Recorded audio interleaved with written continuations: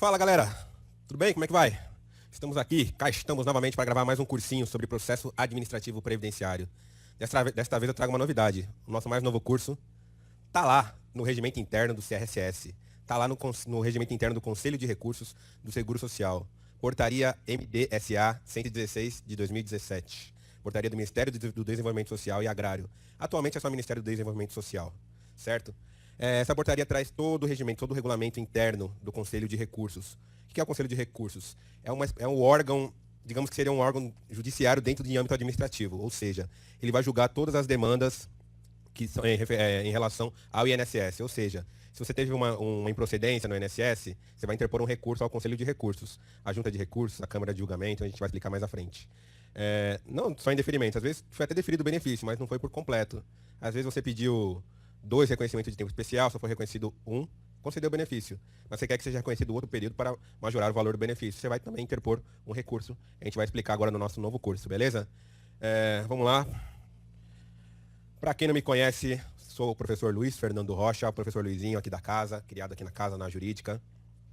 Advogado, especialista em direito previdenciário, sócio proprietário do escritório Saladini Rocha Advogados, membro da Comissão de Direito Previdenciário da UAB São Paulo, bacharel em Direito, evidente, pós-graduado em Direito Previdenciário, pós-graduado em Direito Previdenciário e da Seguridade Social, MBA em Direito Previdenciário, palestrante e demais coisas. Vamos lá, pessoal, vamos começar então nosso curso?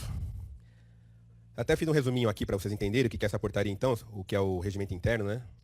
Então a portaria 116 de 2017, eu vou trazer aqui sobre as dicas práticas sobre o regimento interno do Conselho de Recursos do Seguro Social, com base na portaria, evidente, 116 de 23 de março de 2017. Ou seja, ela acaba de completar um ano e, acreditem, o INSS ainda utiliza a portaria anterior. O que é a portaria anterior? Está até aqui, ó. A portaria 116, ela substitui a antiga portaria 548 de 2011, que é o antigo regimento interno, na época do Conselho de Recursos da Previdência Social, certo?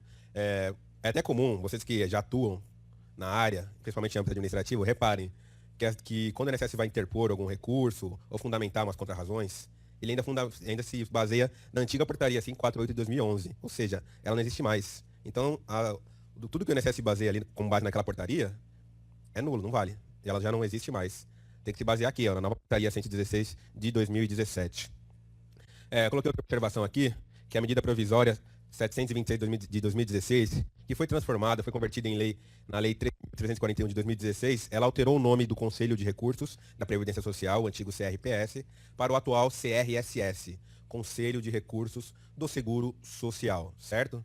Então, só para vocês anotarem, é muito comum ainda vocês verem também CRPS, se vocês pesquisarem na internet, vocês vão ver muita nomenclatura, o CRPS, mas atualmente é o CRSS, certo? E o que é esse CRSS? É um órgão colegiado de controle jurisdicional das decisões do INSS nos processos de interesse dos segurados, beneficiários e até mesmo das empresas, certo? A empresa também ela pode recorrer para a junta de recursos no caso da questão. Se foi o auxílio acidente, se for um auxílio doença previdenciária, se foi um auxílio doença acidentária, a empresa pode recorrer também dessa decisão falando, não, o segurado não se acidentou aqui na empresa. Esse B91, que é a espécie de benefício do auxílio doença acidentário, não, ele se acidentou fora da empresa. Então a empresa pode discutir isso. Se foi concedido com base nesse B91, ela tem uma alíquota de contribuição majorada. Então por isso que eles interpõem muitas vezes recursos para a junta de recursos para afastar essa espécie de benefício. Ou seja, para o funcionário dele ter o benefício que era o antigo B91 ser transformado em B31, auxílio doença previdenciário. É o mais comum que tem quando a empresa recorre. Mas o segurado pode recorrer, evidente, quando não foi concedido um benefício, quando não foi algum serviço que ele solicitou, não foi dado provimento total, ou até mesmo um beneficiário. Ele requerer uma revisão, ele já é beneficiário, ele já recebe benefício da Previdência Social, ele requerer uma revisão do benefício, só que foi indeferido, ele pode interpor um recurso para a junta. Então, aqui está falando do beneficiário, certo? O CRSS tem sede em Brasília, no Distrito Federal, e jurisdição em todo o território nacional. Então, são várias composições, ou seja, tem em São Paulo, 13ª, 14ª junta, tem no Rio de Janeiro, Piauí, Santa Catarina, Rio Grande do Sul, em Brasília mesmo, enfim, em todas localidades, em todos os estados do Brasil, praticamente, certo? A sede do CRSS está lá, na CSA, que é a Asa Sul, Quadra 4, Bloco K, 7º andar, Brasília, Distrito Federal. Se você for da região, estiver passando por lá, você pode até conhecer. O pessoal é bem bacana, eles te recebem lá, te apresentam. Eu nunca tive problema assim com o conselho, são pessoas assim bem educadas, eles vão te tratar muito bem. Então, se tiver a oportunidade de ir passar lá em Brasília, dá uma passadinha para conhecer o Conselho de Recursos lá. O pessoal são todos bem atenciosos, certo? Eu fiz uma escadinha aqui, para vocês entenderem então como é que funciona a questão das instâncias recursais. Apesar de eu ter colocado o INSS aqui, ele não faz parte do Conselho de Recursos. O INSS ele é uma parte, como o segurado, o beneficiário, a empresa, ele é a parte no processo. Então ele não faz parte das instâncias recursais. Então o que eu deixei aqui? Ó? INSS, em primeiro lugar. Ô Luiz, você queria um benefício, foi indeferido esse benefício. O que eu vou fazer? Você vai interpor um recurso ordinário, a gente vai falar também mais à frente. Vai interpor um recurso ordinário para a junta de recursos, que é a primeira instância do Conselho de Recursos, certo? Ela tem 29 juntas distribuídas em todo o território nacional. Algumas juntas ainda têm composições, por exemplo. A 13ª junta aqui de São Paulo, a demanda é muito grande, Estado de São Paulo. Então ela tem a segunda composição, ela tem a primeira composição, que é um órgão a mais que ajuda ela nos julgamentos dos processos. Aqui, só para lembrar, que me recordo agora, a segunda composição, se não me engano, é em São Bernardo do Campo. A 14ª também tem uma outra composição que fica na cidade de Santo André, aqui em São Paulo. Então, são 29 juntas ainda, e tem mais as composições adjuntas. É um órgão a mais que ajuda no julgamento, certo? Luiz, não tive provimento na junta de recursos, não foi reconhecido o meu direito. O que eu posso fazer? Você pode recorrer novamente, só que agora para a Câmara de Julgamento, que é a segunda instância recursal. Você vai interpor um recurso especial para a segunda instância do Conselho de Recursos. Lá são 4 câmaras de julgamentos. 4 câmaras de julgamentos. Em Brasília tem uma composição, em São Paulo, se não me engano, no Paraná também, Curitiba tem uma composição. Tem uma câmara de julgamento. E ela também tem composições adjuntas. Então ela tem a primeira composição da segunda junta de recursos, segunda composição da terceira junta de recursos, também espalhada no Brasil. Luiz, não tive provimento também na Câmara de Julgamento. Você vai recorrer para a instância extraordinária, que é o Conselho Pleno, que é uma instância que é revisora e de uniformização. Então, Luiz, só para dar um exemplo rápido aqui, seria digamos, o nosso STF no Poder Judiciário. Então, é a instância suprema. O que é essa instância revisora? Eu vou falar, ela vai analisar novamente algum julgado que, vamos supor, você ganhou na Câmara de Julgamento, só que o INSS insiste com alguns procedimentos, por exemplo, revisão de acórdão, a gente vai falar também, insiste em não implementar o benefício. Você vai recorrer para eles, ou para o Conselho Pleno, ou a uniformização. O que é a uniformização? Luiz, tem um tempo falando que é reconhecido vigilante até 97, até 5 de março de 97. A terceira Câmara de Julgamento está falando que é possível. Só que no meu processo, a primeira Câmara de Julgamento falou que não é possível, que é só até 95. Então você vai o quê? Você vai fazer um pedido de uniformização para o Conselho Pleno. Falou, Conselho Pleno, peraí, quem que... A terceira junta está falando que pode, a primeira está falando que não pode, você decide. E ela que vai decidir por meio de resolução, a gente vai explicar também. Certo? Então essa é a escadinha. INSS tomou em deferimento, ou não teve o pedido totalmente provido, você vai interpor um recurso ordinário para a junta de recursos, não teve procedência, Câmara de Julgamento, não teve procedência, você pode Conselho Pleno. Tem até um recurso a mais que é bem difícil de chegar, que é para o ministro do Ministério do Desenvolvimento Social. Esse aqui é uma instância mais difícil, mas a gente vai explicar numa outra oportunidade, certo? Que é um negócio mais delicado. Vamos lá. Vamos falar sobre o órgão administrativo. Quem é quem, assim, para o seu interesse? É muito maior, a lista é muito grande, mas eu estou falando aqui por interesse do advogado, do procurador, ou até mesmo do segurado que está acompanhando a nossa aula. Lá vai ter a divisão de assuntos administrativos, quem é responsável é a senhora Joana Pereira dos Santos da Silva. Divisão de assuntos jurídicos, que é a Lúcia Tânia Bum Ferrari. Assim, a pessoa tem alguma dúvida em questão da norma previdenciária, vai pedir para a divisão de assuntos jurídicos dar um parecer, fala, ei, o que a gente faz nesse caso ou não? É meio confuso, a lei fala que sim, fala que não. Vai pedir digamos que um help para a divisão de assuntos jurídicos. Coordenação de gestão técnica. Gente, tatuem também essa divisão aqui. Ela é uma das mais importantes do Conselho de Recursos do Seguro Social. A responsável é a corregedora, a senhora Gemile Lisboa. Por que ela é essencial? É esse órgão aqui que vai distribuir os processos, que vai cobrar o INSS por falta de implementação do benefício que já foi reconhecido o direito. Vai cobrar o INSS quando você interpôs o recurso e o processo está parado na agência. Por quê? Ela é a corregedora. Gente, anota esse e-mail. Vocês vão ser um dos primeiros do Brasil a saber. Já mudou 2 vezes. Só esse ano. Só que ainda tem gente falando que eu dando um e-mail anterior. Tá errado. Anotem esse e-mail. CGT, C de casa, G de Gustavo, T de Tatu, ponto, CRSS, @mds.gov.br. Certo? É o e-mail lá da corregedoria, responsável é a senhora Gemile. Pessoal muito educada, muito atenciosa, sempre me tratou muito bem. Ela que vai cobrar o andamento nas agências. Ela que vai cobrar quando o processo estiver parado e não foi distribuído, ela que vai mandar distribuir. O processo não foi, o INSS não mandou o processo para a junta, ela vai cobrar o INSS, vai penalizar o servidor, até no caso. Ganhou na junta de recursos, na Câmara de Julgamento, não implementaram o benefício no prazo legal, ela vai cobrar e vai responsabilizar o servidor. Então tatuem, coordenação de gestão técnica.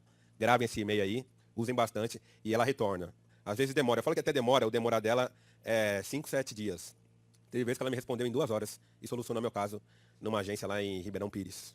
Rapidinho. Então, tatuem esse e-mail, é o nome dela, muito importante para quem mexe em âmbito administrativo. Por que eu insisto tanto no âmbito administrativo? Vocês vão ver no decorrer do curso. Gente, vocês resolvem seus casos rapidamente, em 6 meses, 9 meses, 1 ano. Teve caso que a gente já conseguiu resolver em 60 dias no Conselho de Recursos. E o mesmo caso no Poder Judiciário demoraria 3, 5 anos. Gente, acreditem, vão para o Conselho de Recursos, acreditem no processo administrativo previdenciário que funciona.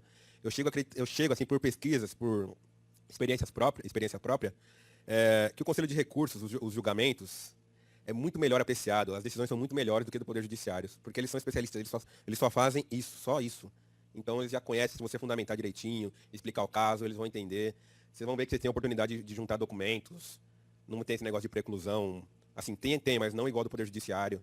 Você pode fazer sustentação oral, presencial, videoconferência. Acreditem no processo administrativo.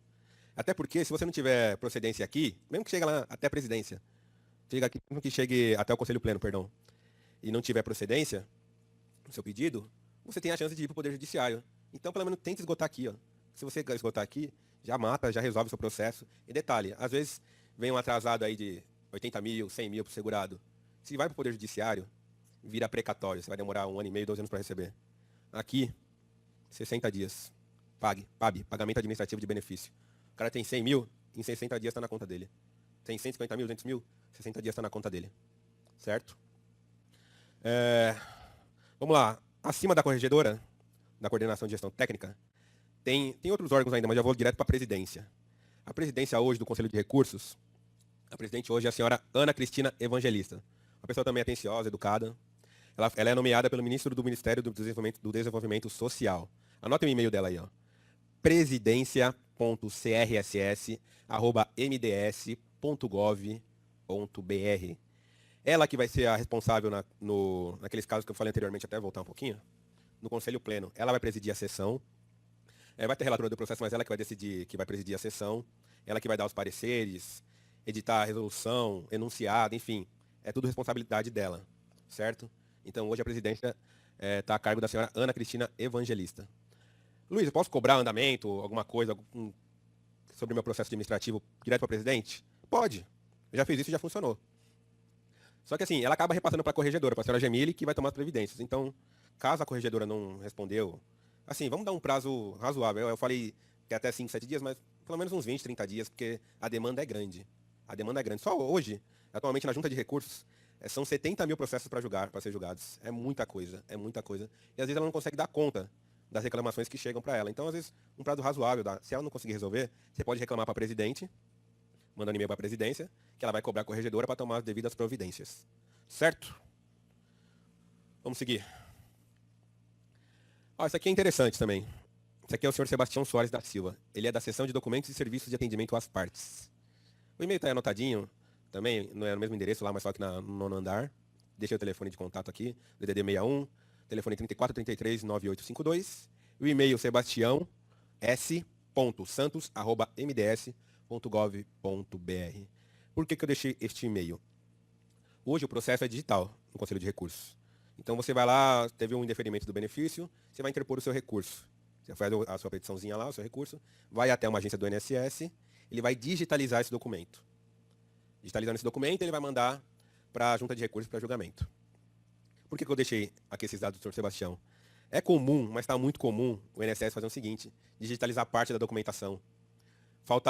Ele tem que digitalizar o recurso e digitalizar também a cópia do processo administrativo, do processo que foi indeferido. Ele tem que juntar a cópia desse processo. E muitas vezes tá uma digitalização muito ruim, rasurado, sabe, com uma falha, tá bem fraquinha a digitalização. E o INSS não quer digitalizar novamente, ele não quer. Aí você não consegue enxergar o PPP, o período tão ruim que tá a digitalização.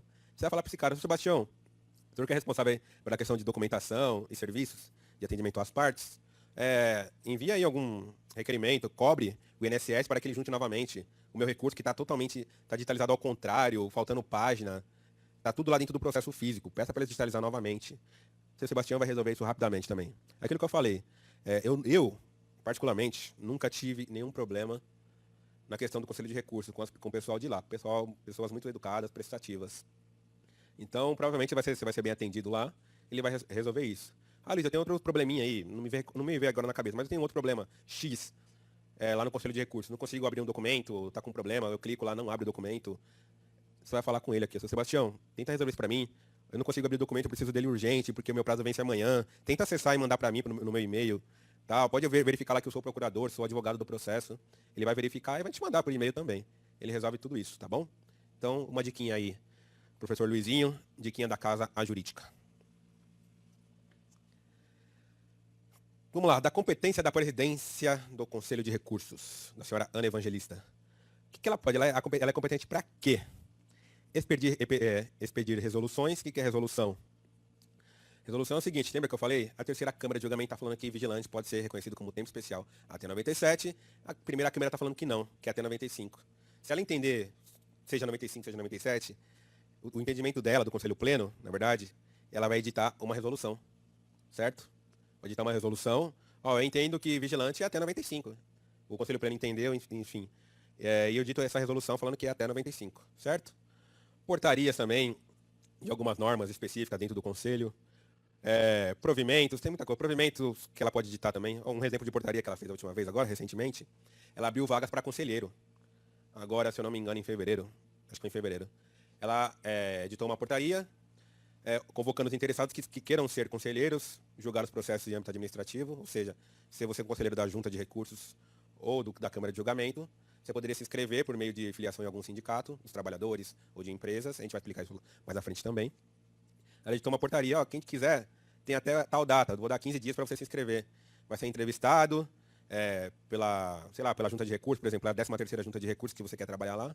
Se você foi aprovado, vai ter uma nova entrevista por videoconferência com o Conselho Pleno para ver se você está apto a trabalhar como conselheiro, a ser conselheiro, certo? Até ia falar outra coisa. Tem a entrevista depois, se for apto, vai ser uma entrevista com o Conselho Pleno. Você depois da entrevista com o Conselho Pleno, você sendo aprovado, vai ser empossado no cargo. Enfim, vai poder ser conselheiro, você vai ter uma espécie de, como é que posso dizer? Status, não estou falando que mas um status de desembargador. Você vai jogar uma improcedência de uma instância inferior, certo?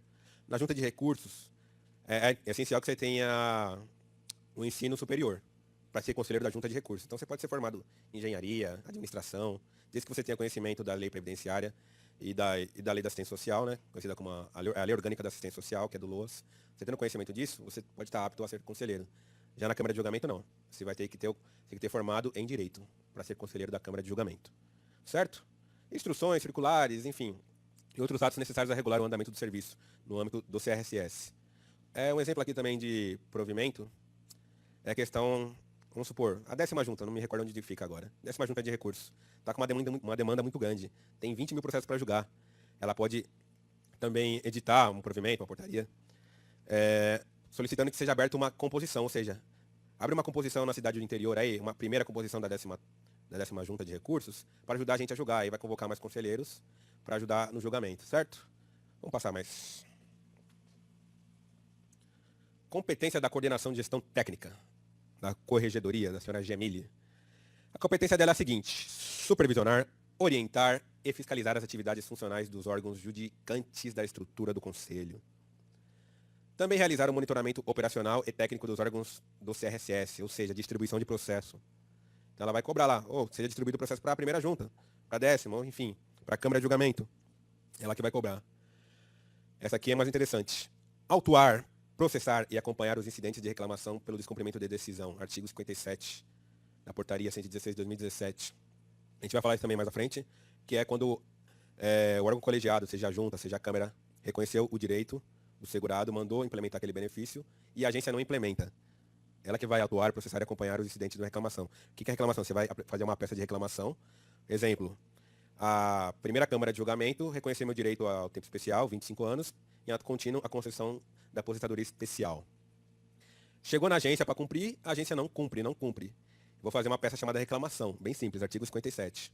Fazendo essa peça, vai chegar para a corregedoria vai tomar providência para o cumprimento.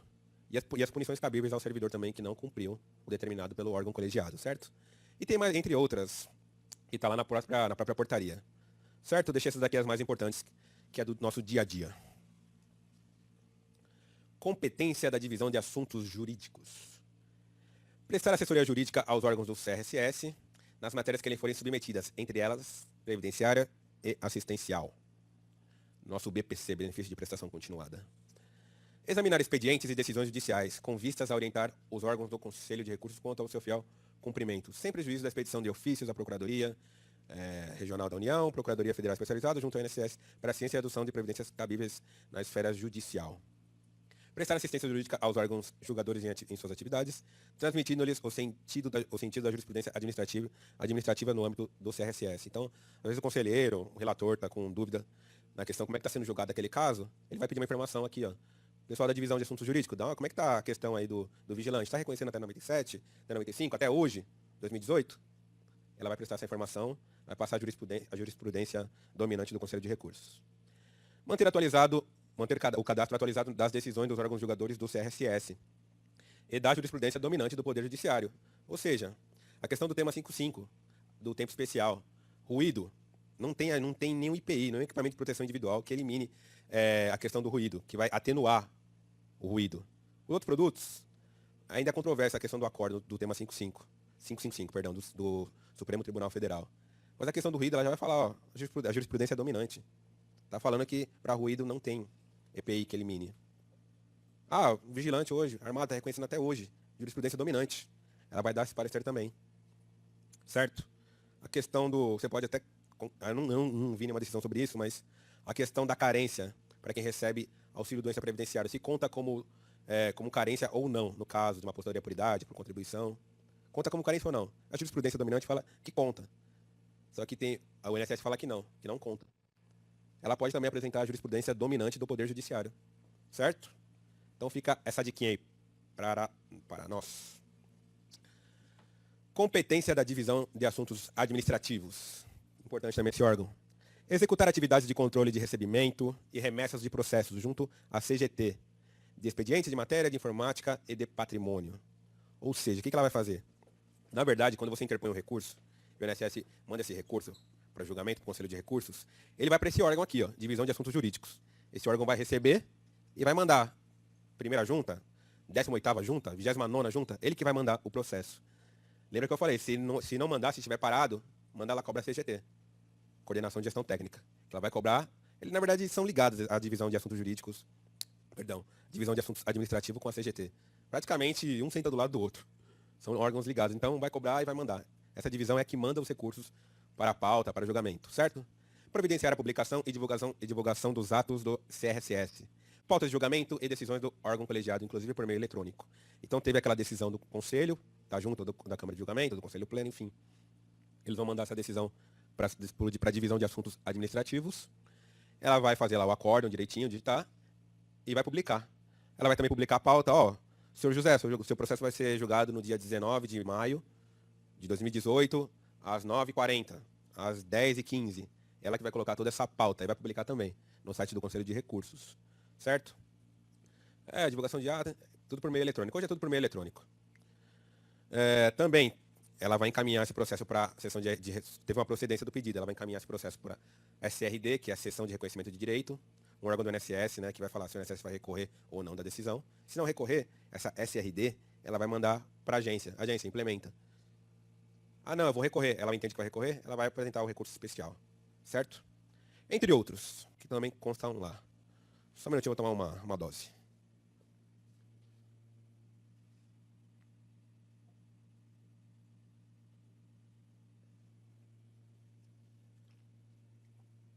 É ruim com ele, pior sem ele, certo?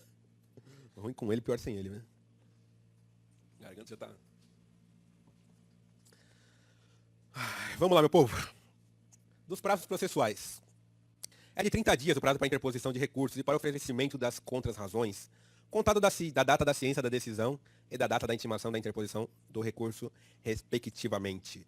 Ou seja, a partir do momento que você tem ciência da decisão de deferimento do INSS ou do indeferimento da improcedência num pedido de um recurso na junta de recursos, você tem 30 dias para interpor esse recurso. O que é a ciência? A ciência você pode tomar lá na hora mesmo, no guichê, o servidor fala, ó, você não tem direito, eu vou indeferir o seu benefício. Assina aqui que eu tô dando tô te entregando esse indeferimento, ali vai contar 30 dias. Ah não, eu dei entrada num requerimento, depois de 30 dias chegou uma cartinha na minha casa, no dia 1º de março. Então você tem 30 dias para interpor o recurso, a partir do momento que chegou essa cartinha, certo? Para contrarrazões também. Tive uma procedência na junta de recursos, reconheci meu direito, só que o INSS recorreu da decisão. A partir do momento que essa cartinha chega na minha casa sobre a questão que o INSS recorreu, eu tenho 30 dias para apresentar as contrarrazões. Então é da data da ciência, certo? Os prazos estabelecidos nesse regimento são contínuos e começam a correr a partir da data da ciência da parte, excluindo-se da contagem o dia do início e incluindo-se a do vencimento. Igual funciona no processo administrativo. Eu recebi a carta no dia 1º, vai começar a contar a partir do dia 2. Então, no dia 2 começa um dia 3 vai contar o segundo dia. Então, exclui-se o dia do início e inclui-se o dia do vencimento. Certo? Bem simples para quem já atua na área, ou seja, já é advogado, é a mesma questão do prazo processual. Assim, eu sei que tem o prazo penal, se eu não me engano, que não é minha área, mas é diferente. Inclui-se o dia do início. Só da questão do penal que eu me recordo que é diferente. Mas quem já atua na área civil, é a mesma coisa, tá? Pessoal, tomem cuidado. Advogados ou procuradores, enfim. Que coloquem lá na sua petição, coloca lá o logo do seu escritório, bonitinho, o endereço, o telefone e o e-mail. Contato @ fulano de tal advogados.adv.br. Tomem cuidado com isso. Por quê? A novidade aí que o parágrafo 4º do artigo 28 traz. A intimação será efetuada por ciência no processo, se eu der um visto lá, por via postal, com aviso de recebimento, ou seja, com a cartinha que veio do correio, com AR, aviso de recebimento. Ou, a novidade aí, ó, por meio eletrônico, ou seja, Luiz, a junta de recursos não reconheceu meu direito. Se que eu tô falando junta de recursos, para quem não conhece, para quem não atua, tá meio confuso ainda, vocês vão entender que eu vou explicar. Até expliquei já também no começo o degrauzinho, né? Então a pessoa já vai estar mais ligado nisso. A junta de recursos falou que eu não tenho direito, não deu provimento ao meu recurso. Ela pode informar o procurador ou o advogado por e-mail. Então, a partir do momento que ela mandou por e-mail, o advogado abriu o e-mail, vai contar esse dia, na verdade o dia seguinte. Exclui-se o dia do início, inclui o dia do vencimento.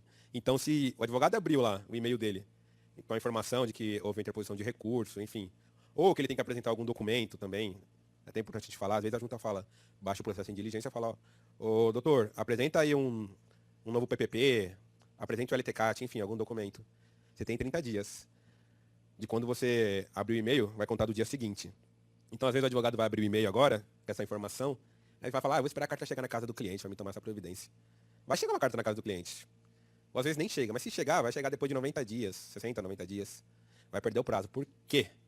Porque ele foi informado por meio eletrônico, o advogado abriu o e-mail lá, vai ter dado ciência, certo? Então tomem bastante cuidado, é uma novidade aí do regimento interno. Já aconteceu comigo, assim que chegou por e-mail, então fiquem atentos a isso. Então, quando você coloca teu e-mail lá bonitinho no seu recurso, tomem cuidado que você pode passar por isso. Ou por outro meio que assegure a regularidade da ciência do interessado ou do seu representante, sem sujeição à ordem de preferência. Assim, é comum, às vezes eu vou fazer uma sustentação oral, na 13ª junta de recursos, por exemplo, só que meu processo está lá, um outro processo. Aí a relatora, encontra a relatora, eu vejo lá, ela fala, ó, tem que apresentar esse documento nesse outro processo. Se eu der ciência lá, assinar a documentação, já vai contar daquele dia. Então não tem que ficar esperando carta com essa informação, chegando no INSS, o INSS abrir uma carta de exigência, enfim. Tomem cuidado com isso, uma novidade aí do novo regimento interno. Vamos lá, das disposições comuns aos recursos. Os recursos serão interpostos pelo interessado preferencialmente. Repetimos, preferencialmente, não é obrigatoriamente não.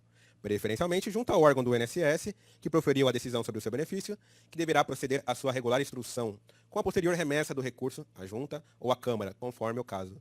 Está lá no artigo 31, parágrafo 1º. Gente, é muito comum ocorrer a questão do recurso, eles querem que se interponha somente naquela agência ao qual está mantendo o seu benefício, ou seja, onde você tomou o indeferimento. O artigo 31, parágrafo 1º é claro que você tem que interpor preferencialmente naquela agência, não é obrigatoriamente. Então tomem cuidado, quando você vai agendar um recurso, o agendamento direciona para a agência mantenedora daquele benefício. Qual que é o problema disso?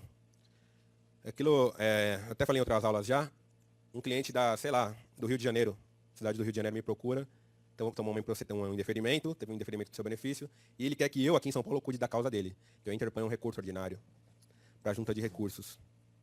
Eu tenho que sair daqui de São Paulo e ir até o estado, lá até a cidade do Rio de Janeiro, na agência X, para interpor um recurso?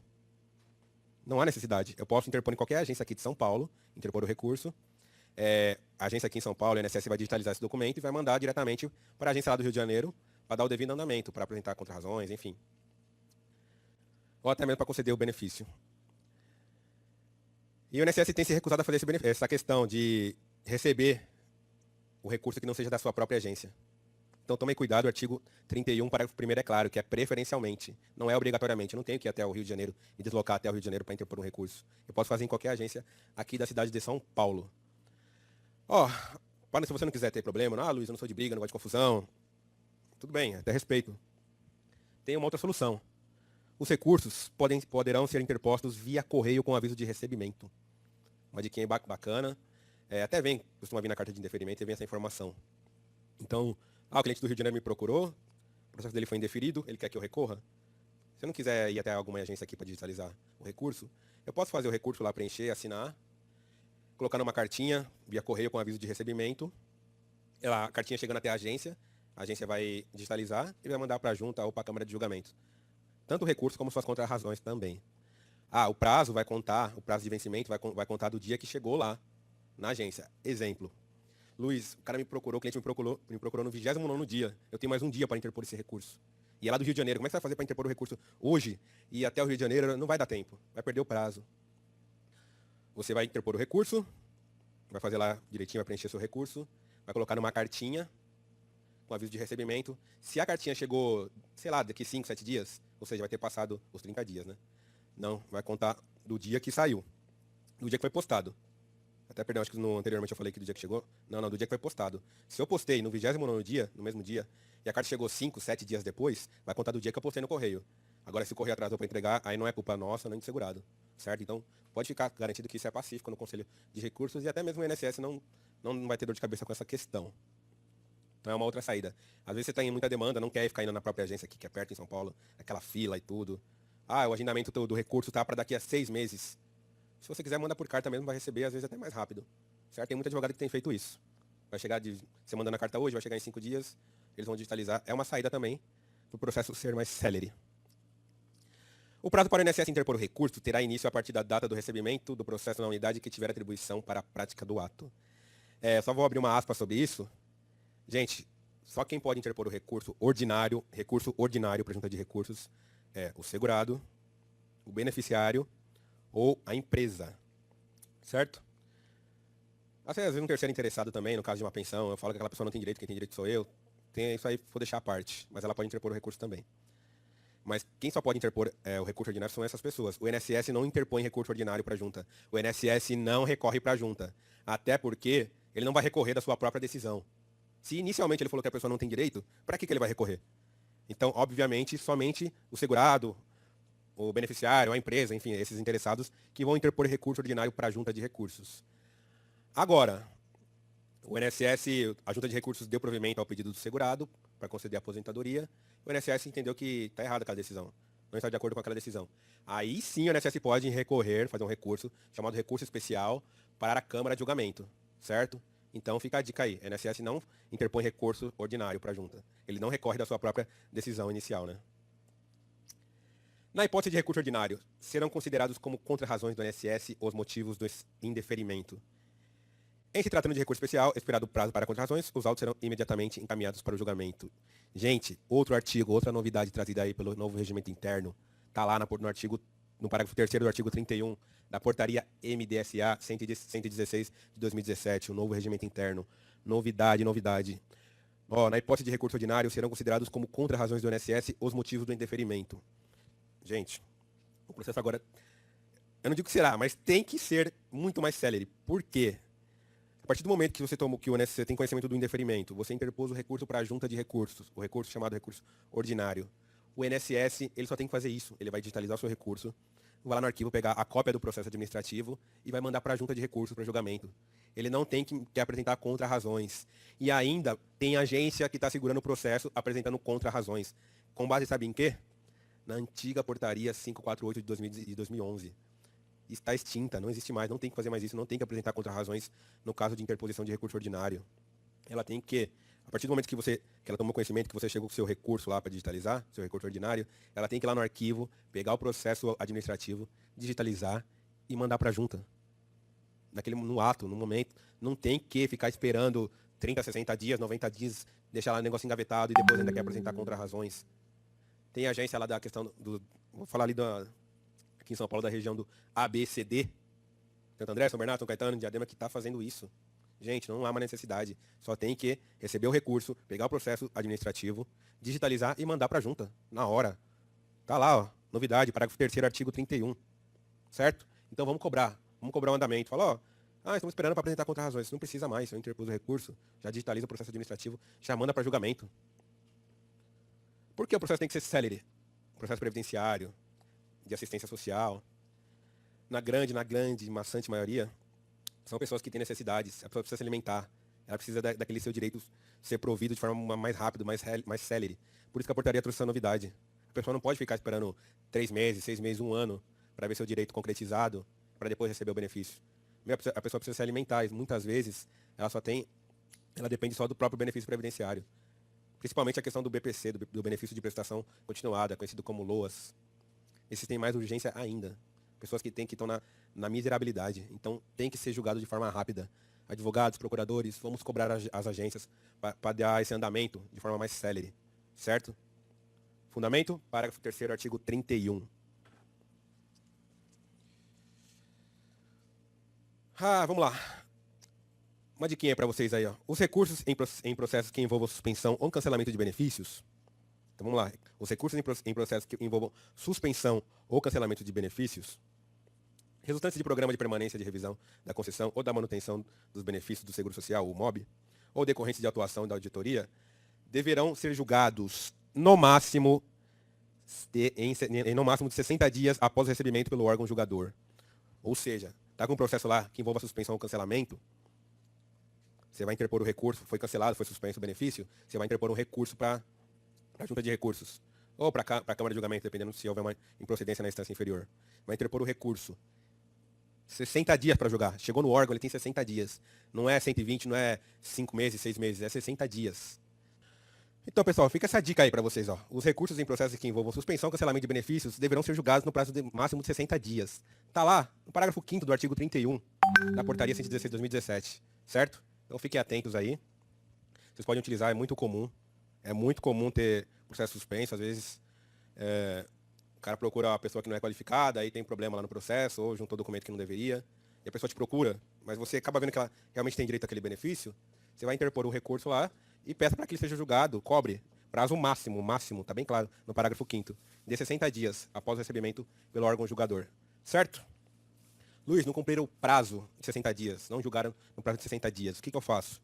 Fim do prazo acima, o processo será incluído pelo presidente da unidade julgadora na pauta de sessão de julgamento imediatamente subsequente, na qual participar o conselheiro a quem foi distribuído o processo. Ou seja, você vai entrar lá no site do Conselho de Recursos, vai ver quem que é o relator, ou qual Câmara de Julgamento, qual junta de recursos que está julgando o teu processo. Dá uma ligadinha, manda um e-mail cobrando, ou até para a própria CGT, que é a Corregedoria. Fala, não cumpriram o prazo de 60 dias, é um processo de suspensão, de cancelamento. Então, gente, cumpra esse prazo, manda o processo para a próxima pauta. Ele será incluído na próxima pauta de julgamento, a que o relator for, no caso, relatar outros processos. O dele será incluído e será cumprido o prazo. Certo? Fica essa dica aí. Da sustentação oral, importante. Tem funcionado muito nos processos, principalmente que tem controvérsias, que tem, hora uma junta fala uma coisa, hora a outra fala uma coisa, enfim. Você pode usar aqui o artigo 32, da sustentação oral. Vamos dar uma lidinha rápida? Quando solicitado pelas partes, o órgão julgador deverá informar o local, data e horário de julgamento para fins de sustentação oral das razões do recurso. Ou seja, você quer fazer sua sustentação oral na defesa do seu cliente? Fundamento, artigo 32, você pode ir até o local, lá que vai ser julgado até o órgão julgador, e fazer a sustentação oral perante os conselheiros julgadores, para defender aquela tese, aquilo que você fez em defesa do seu cliente, certo? Então tá lá, ó, parágrafo 2º. Importante, até o anúncio dos trabalhos de julgamento, a parte ou seu representante poderão formular pedido para realizar sustentação oral presencial ou apresentar alegações finais em forma de memoriais. Ou seja, Luiz, eu interpus o recurso, só que eu esqueci de pedir sustentação oral. E o meu processo vai ser julgado amanhã, e agora? Corre lá de manhãzinha, no início dos trabalhos, antes, né? Antes de começar o trabalho, antes do seu processo ir a julgamento, você pode pedir a sustentação oral. Tá lá, com base no parágrafo 2º do artigo 32. Está lá no parágrafo 2º do artigo 32 da portaria 116 de 2017. Então você pode fazer sustentação oral de forma presencial. Pede, eu queria fazer sustentação oral para fazer a defesa, para deixar mais claro essa informação, X, Y. Ou, não quer fazer sustentação oral, você pode ir lá correndo e apresentar memoriais. Um resuminho lá da sua defesa, antes do processo entrar em pauta. Certo? Então fica essa diquinha aí. Essa aqui também já existia por meio de uma portaria, de um memorando, mas agora ficou bem claro agora na portaria 116 de 2017. Tatuem isso aí, é muito importante. Parágrafo 3º. O pedido de descrição para a realização de sustentação oral por videoconferência, quando disponível, deverá ser dirigido à secretaria do órgão julgador até 72 horas antes do julgamento, antes da sessão de julgamento, podendo ser feito por meio de mensagem eletrônica. Ou seja, você pode fazer o pedido de sustentação oral, você pode fazer a sustentação oral por meio de videoconferência hoje. Por quê? É muito comum que você está aqui em São Paulo, você vai interpor um recurso ordinário, e esse recurso vai ser julgado pela Junta de Recursos lá de Mossoró, lá de Santa Catarina, lá de Florianópolis, do Rio Grande do Sul, Porto Alegre. Às vezes o processo cai em outros estados. Para você não ter que se deslocar até lá, você pode fazer sustentação oral por videoconferência. Certo? Tá lá, parágrafo 3º, artigo 32. Mas importante, se você esqueceu de colocar esse pedido no seu recurso ordinário ou recurso especial, ou até mesmo nas contrarrazões, você pode fazer esse pedido também por uma petiçãozinha à parte. Ou por e-mail, ligando lá, funciona também, no órgão julgador. Só que você tem que fazer até 72 horas antes do julgamento. Então não adianta, o julgamento é amanhã, caiu lá na junta de recursos lá do Rio de Janeiro, eu quero fazer sustentação oral por videoconferência aqui em São Paulo. Podem até aceitar, mas eles não são obrigados. Eles não são obrigados a aceitar. Porque o parágrafo 3º é bem claro. 72 horas antes do julgamento. Certo? Então, fica essa diquinha aí. Funciona e muito a sustentação oral. O pessoal também, repito, são muito atenciosos, são todos atenciosos, prestativos. Vão te receber lá, sentar, vai ter a telinha, a televisão lá, você vai poder falar com o pessoal lá direitinho. Tem até deixar essa diquinha importante aqui embaixo, ó. Tomem cuidado, eu nunca vi isso, nenhum caso meu aconteceu isso, mas o INSS poderá ser representado pela Procuradoria Federal Especializada.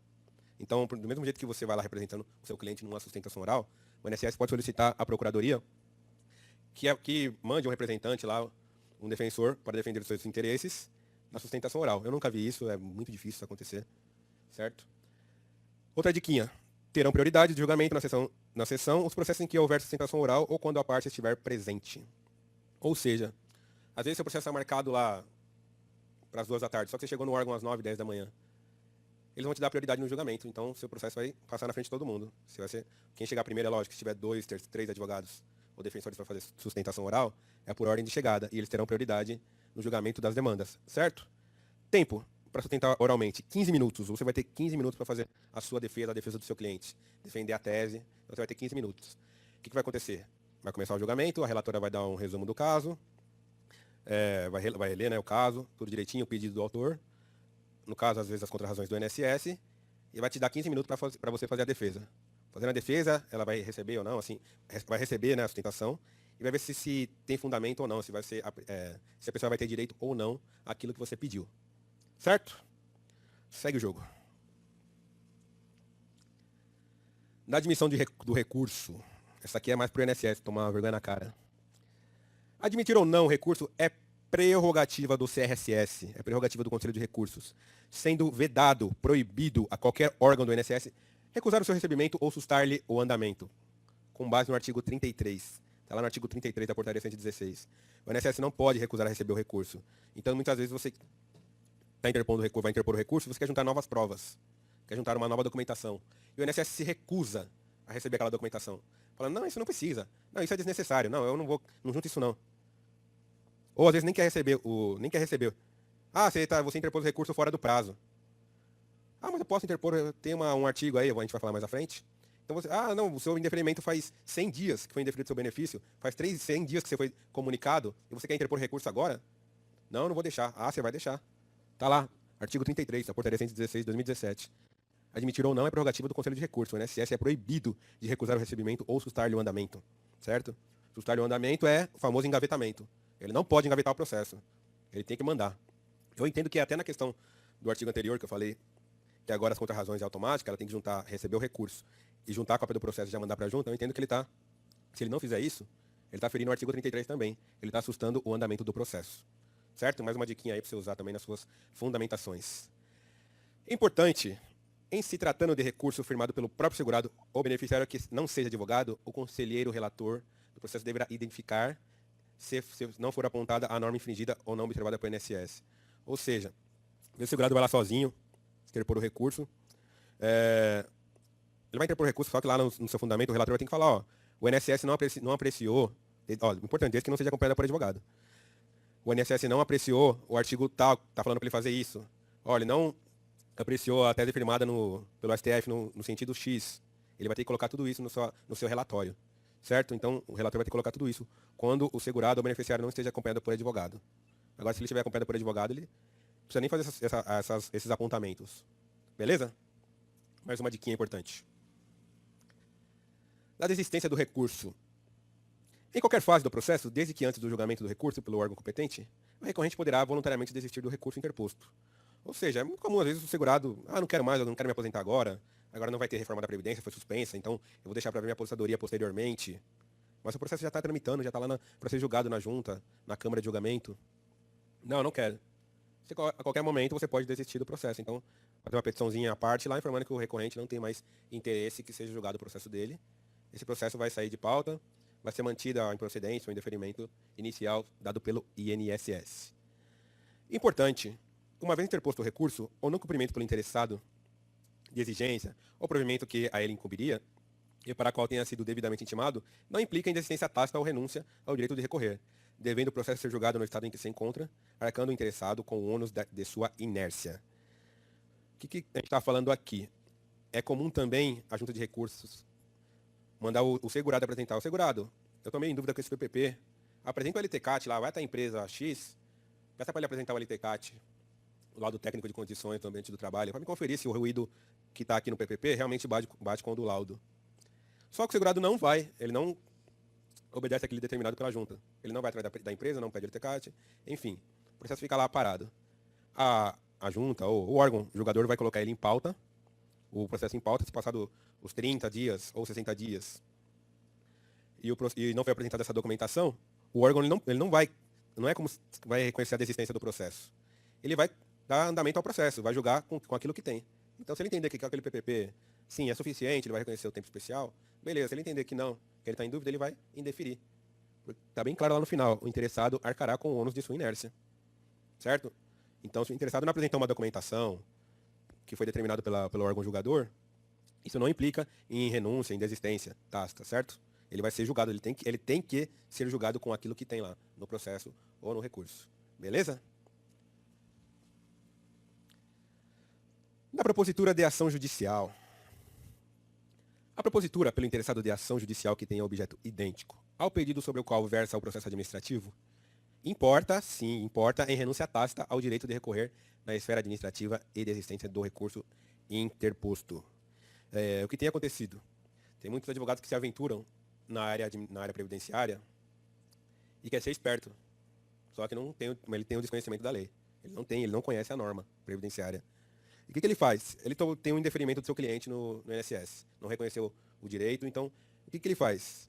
Ele sabe que ele pode recorrer para o Conselho de Recursos, via administrativo, ou ele pode ajuizar uma ação perante o Poder Judiciário. É um ou outro. O que o advogado esperto faz? Pelo menos se acha esperto. Interpõe um recurso ordinário para a junta e, ao mesmo tempo, ajuiza uma ação perante os órgãos do Poder Judiciário. O que vai acontecer? É bem claro lá. A propositura do interessado em ação judicial que tenha objeto idêntico ao pedido sobre o qual versa o processo administrativo, importa em renúncia tácita ao direito de recorrer na esfera administrativa e desistência do recurso. O recurso dele vai cair. O recurso dele do administrativo não vai ser nem apreciado. Certo? Então, pode verificar quem já é da área. Quando você vai, antes do processo ser julgado, o órgão julgador, o próprio INSS, ele verifica se tem alguma ação judicial. Com base nisso aqui, até coloquei importante. Que tem o mesmo objeto, que tem um objeto idêntico ao pedido administrativo. Então ele vai verificar. Se tem uma ação judicial com pedido idêntico, então ele já informa a junta, ó. Já tem um pedido na justiça, nem aprecia. E realmente a junta, a Câmara, assim, enfim, o órgão julgador não vai nem apreciar. Até a gente colocou aqui como importante, considera-se idêntica à ação judicial, que tiver as mesmas partes, a mesma causa de pedir e o mesmo pedido do processo administrativo, certo? Então, o processo judicial sobrepõe o administrativo. Por isso que eu falei inicialmente, você quer tentar no administrativo? Tenta, esgota. Se você não conseguir, aí sim você vai para o Poder Judiciário. Agora, se você vai para o administrativo e ao mesmo tempo já vai para o judiciário, o seu administrativo caiu. Ele não vai ser apreciado. Renúncia tácita. Certo? Fica aí mais a dica. Vamos lá. Esse aí também é bom você tatuar, esse artigo muito importante. Artigo 37, parágrafo 1º. Isso porque eu falo, esse artigo eu falo que ele é bacana, que ele é por isso que eu gosto do processo administrativo. Muito melhor do que os processos no Poder Judiciário. Um dos motivos é por causa disso aqui, ó. Artigo 37, parágrafo 1º. O interessado poderá juntar documentos, atestados, exames complementares e pareceres médicos, requerer diligência. Lembra do artigo 103 da IN 77 de 2015? O que é o artigo 103, vocês lembram? Pesquisa externa. Então você pode requerer diligências e perícias e aduzir alegações referentes a matérias objeto do processo até antes do início da sessão de julgamento. E pode ser que será avaliada a necessidade de conferir direito à vista à parte contrária para a ciência e manifestação. Gente, por que é bacana esse artigo? Não tem a questão da porcaria da preclusão. Então você interpôs o recurso para reconhecer um tempo especial X, por exemplo. Aí você não estava localizando a empresa para apresentar um documento. A empresa não quer apresentar, você não... De repente, antes de ser julgado o processo, você localizou, a empresa falou que vai apresentar a documentação mediante determinação do INSS ou de algum órgão julgador do processo do Conselho de Recursos. Você vai lá, ó, antes de iniciar a sessão de julgamento, você pode pedir a diligência, pode requerer diligência. Ou se você já tem um documento, nossa, eu consegui o LTCAT agora, eu localizei o empregador e o processo vai ser julgado daqui a uma semana. Você pode ir lá, ó, poderá juntar documentos. Você pode requerer perícia. Você pode aduzir alegações, tudo antes da sessão de julgamento. Certo? Olha que show de bola. Isso seria impossível no Poder Judiciário. Impossível. Aqui no processo administrativo, é possível. Fundamento? Artigo 37, parágrafo 1º. Então, às vezes é muito comum, o próprio segurado já interpôs um recurso sozinho lá, só que ele vê que os amigos dele têm ganhado com um advogado bom, e ele te procura. Doutor, meu processo já foi indeferido. Eu fiz um recurso lá, escrevi qualquer coisa, ele vai ser julgado a semana que vem. Mas, senhor José, você juntou o PPP? Não. Mas, senhor José, você tem que juntar o PPP para comprovar o tempo especial. E agora? O que você vai fazer? Você vai correr na empresa lá, vai pedir o PPP e a gente vai juntar o processo. Você, especialista, vai saber disso. Então, você vai receber o PPP, vai correr lá no órgão julgador, ou no próprio INSS para digitalizar, e mandar para o órgão julgador, juntar no processo. Provavelmente vai ser antes do início da sessão de julgamento. E provavelmente esse direito vai ser reconhecido. Certo? Essa dica é importante. Esse é um dos principais artigos que faz com que eu, pelo menos, esgote meus processos no âmbito administrativo. Que eu tente fazer o possível para que seja reconhecido perante a junta, perante a Câmara de Julgamento. Importante. Na hipótese de aposentadoria por tempo de contribuição ou de aposentadoria especial, o servidor responsável pela instrução do processo deverá simular o tempo de contribuição apurado até 15 de 12 de 98 e até 28 de 11 de 97, né? Apurado até 15 de 12 de 98, até 28 de 11 de 99 e até 18 de 6 de 2015. Por que o servidor tem que apurar isso? Informar a junta. Por que essas datas? Dia 15 de 12 de 98, anterior à vigência da emenda 20, que alterou. Antigamente, para se aposentar, o segurado, o homem, precisaria de 30 anos de contribuição. Certo? 30 anos de contribuição e mulher 25. Então ele tem que apurar. Ele tinha esse tempo até essa data? Não. Aí veio, ó, alterou. Lei 9876 de 99, de 28 de 11 de 99. Ele teria esse tempo também? Ele tem o tempo X? Não. Sim, enfim, informe o órgão julgador. Até 18 de 6 de 2015. Por que 18 de 6 de 2015? Quando entrou a famosa regra 8595, ou, como dizem alguns, regra 90 sem transitória, que eu entendo será correta também. Porque lá vai ser 8595 até 30 de dezembro desse ano, de 2018. E depois vai virar 8696, 8797, até virar 90-100. Certo? Então, o correto é a regra transitória 90-100. Mas, enfim, atualmente, a gente está vivendo a regra 8595. Então, ele vai ter que conferir se a pessoa atingiu a pontuação, que é o homem, no mínimo, 35 anos de tempo de contribuição, e somada a idade dele, atinja os 95 pontos. Mulher, mínimo de 30 anos de contribuição, e somada a sua idade, se ela atinge os 95 pontos. Por quê? Se for concedido o benefício com base nessa regra, a pessoa se aposentará com 100% da sua média contributiva. Ou seja, sem a incidência do maléfico, muitas vezes maléfico, às vezes é benéfico. Mas na maioria das vezes maléfico, o fator previdenciário, certo? Que vai tirar aí 30, 40, 50% do que a pessoa deveria receber.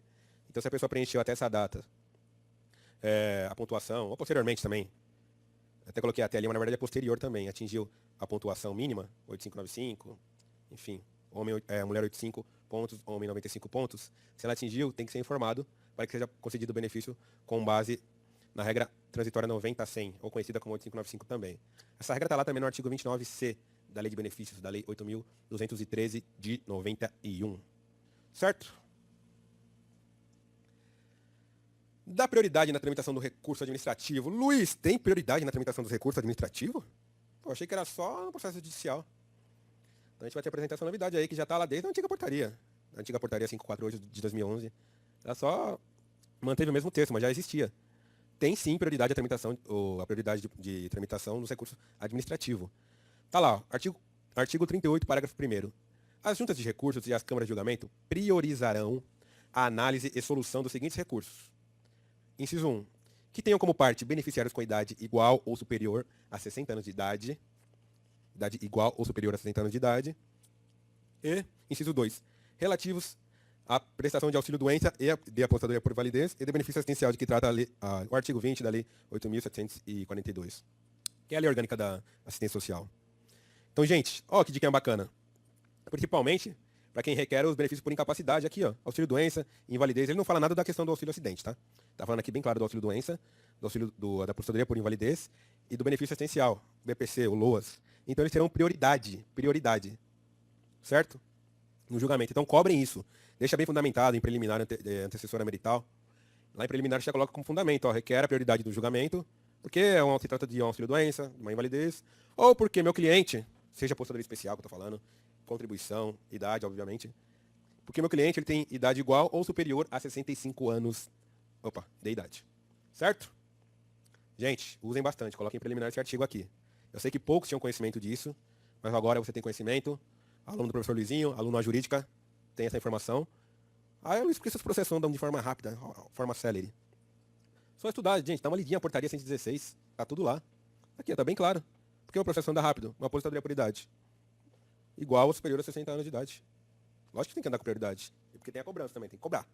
Se não cobrar, não tem jeito. Vai virar mais um no meio de tantos lá. Do oferecimento de exceção de impedimento do conselheiro. Isso também tem no nosso regimento interno. Eu falo que o regimento interno é o CPC do processo administrativo. É o nosso CPC o CPC, o Código de Processo Civil. Ele é praticamente o nosso Código de Processo Civil e âmbito previdenciário, âmbito administrativo previdenciário.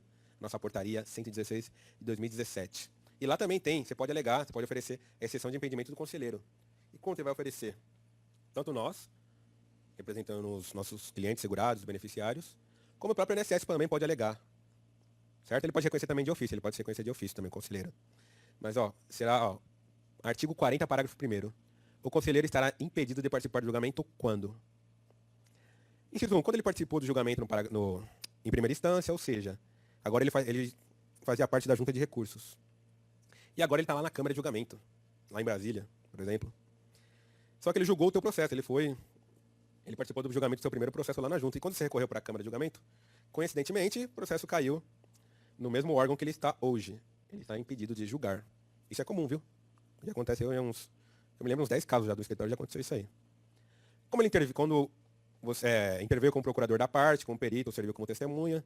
Então eu sou advogado. Representei meu cliente na junta de recursos.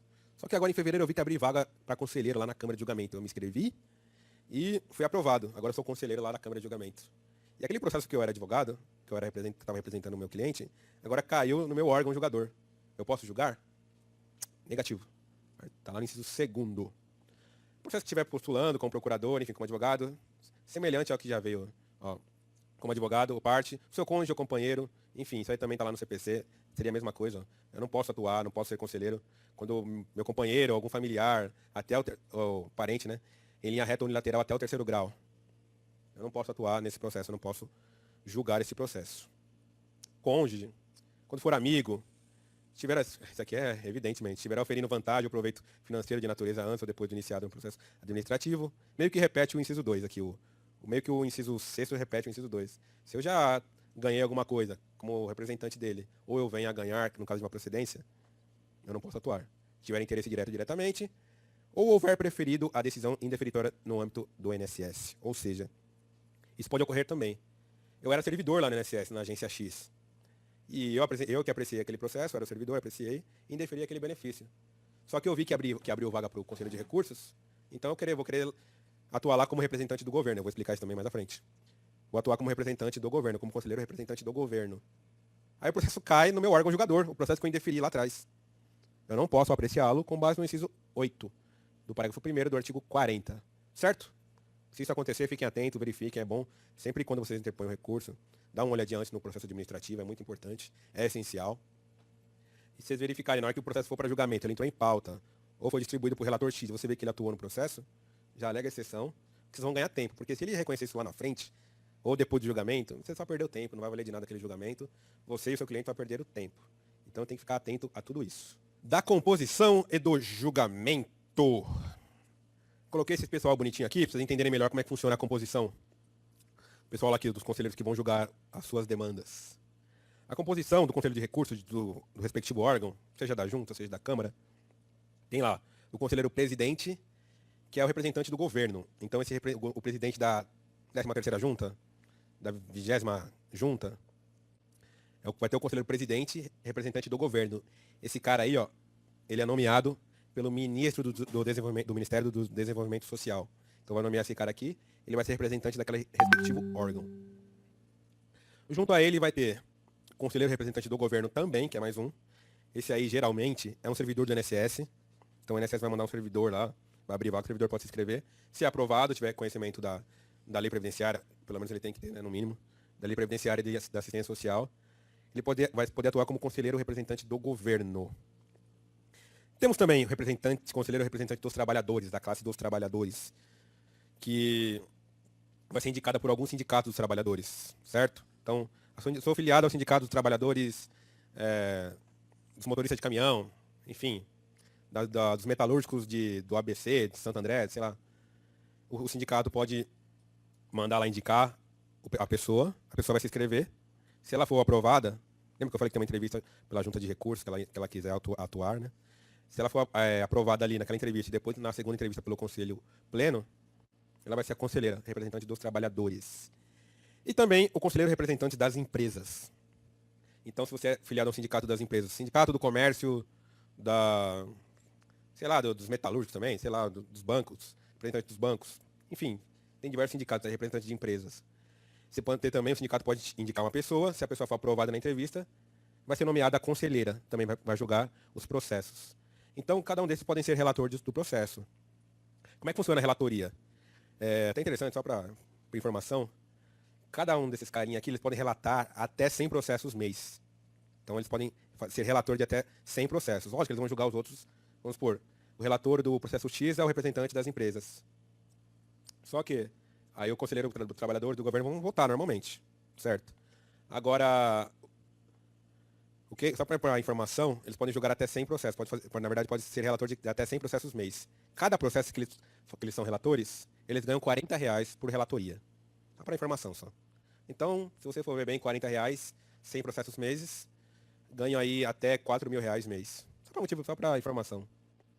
Então, nos seus processos, esses 4 carinhas aqui vão julgar. Ah, mas o presidente não tá. Vamos supor, o relator, do representante do governo aqui, ele não tá na sessão, ele faltou. Se tiver 3 votos, também vai ser julgado, pode ser aceito. O presidente não tá. O presidente não pôde comparecer. Esse cara aqui vai ser nomeado presidente, conselheiro representante do governo, o outro representante, né? Ele vai ser nomeado presidente, vai ser julgado também da mesma forma. Ah, mas eu vi que estão 4 pessoas julgando e deu empate.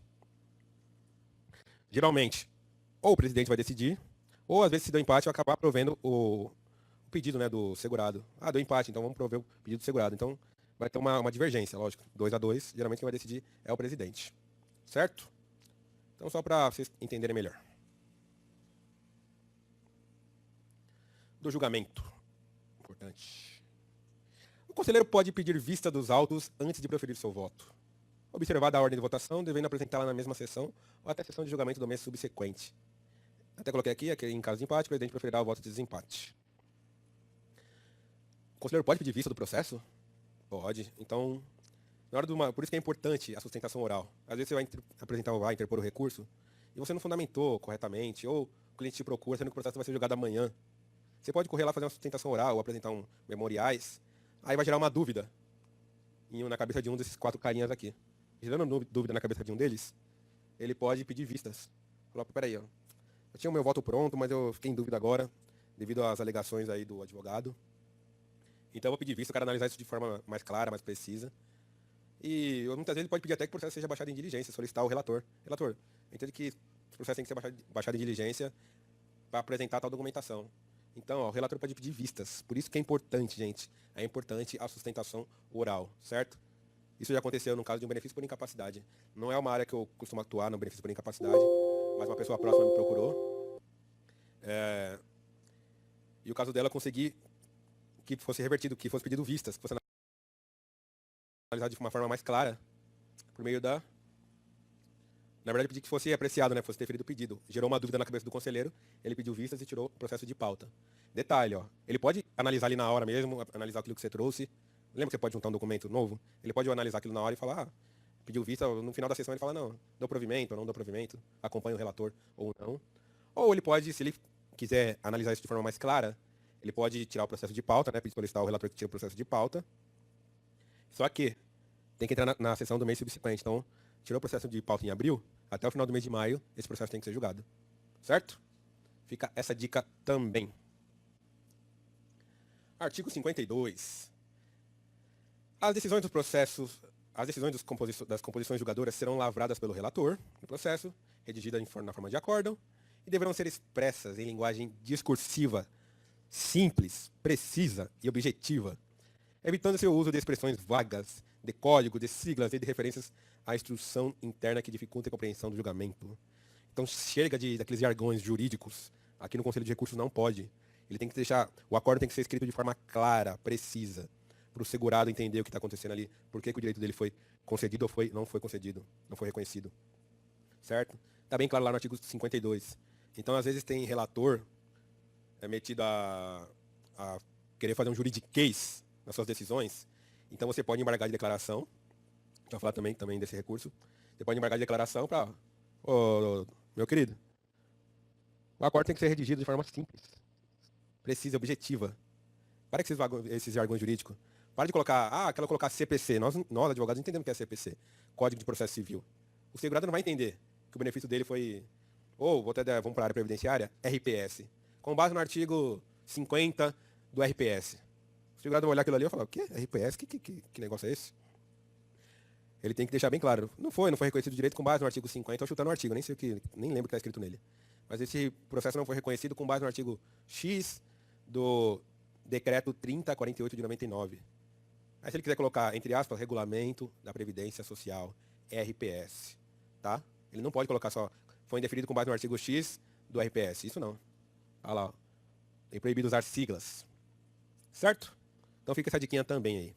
Até porque às vezes você quer explicar para o seu cliente, e o cara não... Porque geralmente, 99% das decisões chegam na casa do cliente. Então o cliente vai olhar toda aquela decisão lá, se for o porquê que foi julgado improcedente, ele vai te cobrar, ou vai te ligar já. Ele não vai, porque ele vai ler tudo aquilo, então ele tem que ler de forma clara. Se ele ler um juridiquês, ele já vai entender errado. Às vezes foi até julgado procedente, mas ele não entende o que significa, e vai louco atrás do advogado. Então por isso que é importante usar esse artigo, para que a decisão chegue de forma clara, em linguagem simples. Certo? Das decisões, artigo 53. As decisões proferidas pela Câmara de Julgamento e Junta de Recursos poderão ser, inciso 1, convertidas em diligências. O seu processo pode não ser conhecido. Pode ser conhecido e não provido. Pode ser conhecido e provido parcialmente. Conhecido e provido, que é o que a gente busca, 100%, e anulação. Vamos lá, passo a passo. O que é a conversão de diligência? Aquilo que eu já falei anteriormente. Entrei com um recurso, depois um recurso. Só que o órgão julgador, o relator, entende que aquela documentação está incompleta. Ou que o INSS não digitalizou o processo de forma correta, está muito obscuro, não dá para entender nada. Ele vai baixar esse processo de diligência, a a decisão dele vai ser baixar o processo de diligência para que o segurado, para que o INSS apresente uma carta de exigência para o segurado apresentar um documento, um LTCAT, que é o que me veio à cabeça, que é mais comum, para que o segurado apresente uma documentação X que está faltando, ou para o INSS mesmo, o INSS. Lá você não me mandou a simulação de quanto tempo ele tem até 18/6 de 2015. Você não me mandou quanto tempo ele tem. Ou até 15 de 12 de 98. Manda a simulação. Eu quero ver se ele tem um tempo. INSS, você mandou o recurso, mas não mandou a cópia do processo administrativo. Baixa o processo de diligência. Então, para baixar o processo de diligência, é para arrumar alguma coisa que está pendente para o julgamento ser mais concreto. O julgamento do órgão colegiado ser concreto, preciso, certo? É muito comum isso acontecer. Não conhecido. Seu processo não foi nem conhecido. O relator nem olhou, nem leu sua petição. Por quê? É mais comum, ele não é conhecido, mais comum quando é interposto de forma intempestiva. Então, mas eu vou te falar como dá para virar isso aí. Mais à frente. Mas você interpôs recurso depois de 2 anos. O INSS vai digitalizar, vai mandar a cópia do processo. O órgão colegiado vai falar, não vai nem conhecer, o relator não vai nem conhecer do recurso, porque ele foi interposto intempestivamente. Certo? Inciso 3, conhecido e não provido. Seu processo chegou lá na junta de recursos, enfim, no órgão colegiado. Ele foi conhecido tempestivamente, interposto dentro do prazo regimental. Só que eu não reconheço o direito dele, ele não tem direito àquele tempo especial. Ele não tem direito ao auxílio-doença, à invalidez. Então eu conheço do recurso, foi feito corretamente, tudo nos conforme, preenchido corretamente, porém eu não dou provimento. O segurado não tem direito que ele está requerendo, ele não tem direito ao benefício, enfim. Inciso 4, conhecido e provido parcial. Conhecido e provimento parcial. Então ele foi conhecido e parcialmente provido. Interpôs recurso solicitando que seja reconhecido 2 períodos de tempo especial, de 90 a 2000, de 2000 a 2010. Só foi reconhecido o tempo especial de 90 a 2000. De 2000 a 2010 não foi reconhecido. Então o processo vai ser conhecido dentro do prazo e parcialmente provido. Só vou dar provimento a um pedido seu. O outro não tem direito. É comum também, mesmo que ele reconheça os 2 períodos como tempo especial, mas somado esses 2 períodos, o segurado não tem direito ao benefício. Ele não tem direito àquele benefício que ele está requerendo. Então ele vai reconhecer tempo especial, porém vai julgar parcialmente procedente. Você vai ter que cortar, falei errado. Confundi. Esse aí que é para cortar, você vai lembrar? Eu falei agora o último. Pois eu vejo essas pausas que são longas. Sim. Então a questão que eu só vou falar para cortar, quando eu falei, só para você anotar lá, essa última fala minha aí, quando o INSS reconhecer todos os períodos, mas não conceder benefício, aí tá errado. Só essa parte, só o resto tá tudo correto.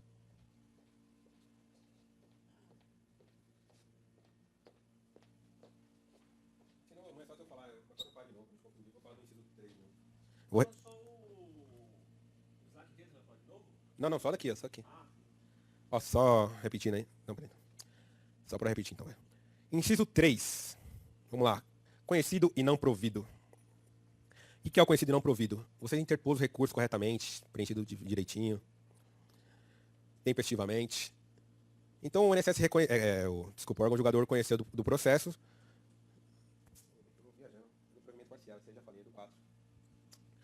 Repetindo o inciso 4. Então corta anteriormente que eu falei do inciso 4. Vamos lá, inciso 4. Conhecido e provido parcialmente. O que é isso?